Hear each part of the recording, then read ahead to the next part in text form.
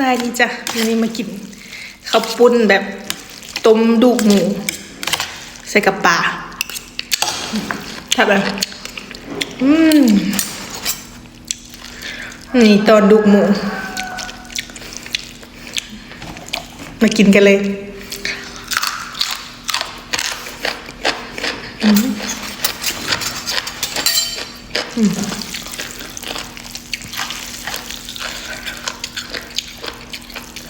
เส้นข้าวปุ้นเส้นเหนียวนุ่มคือเก่า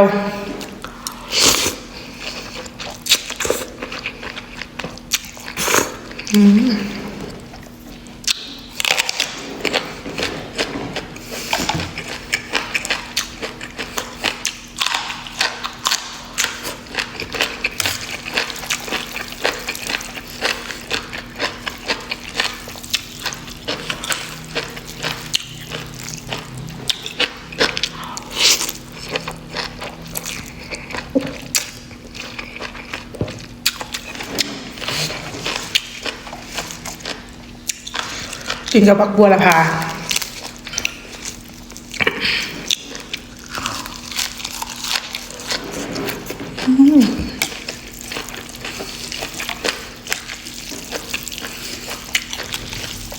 ที่มันยาวเส้นกระปุ้นนี่กะ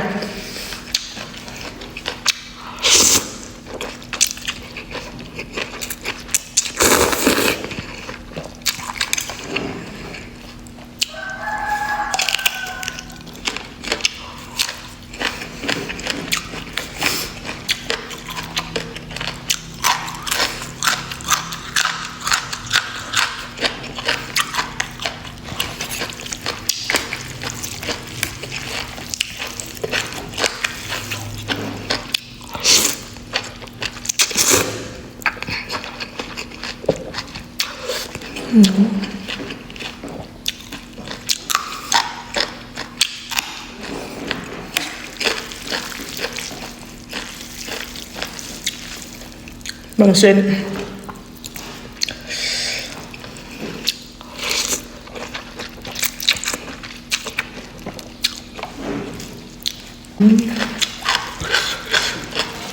ใช้มือเดียว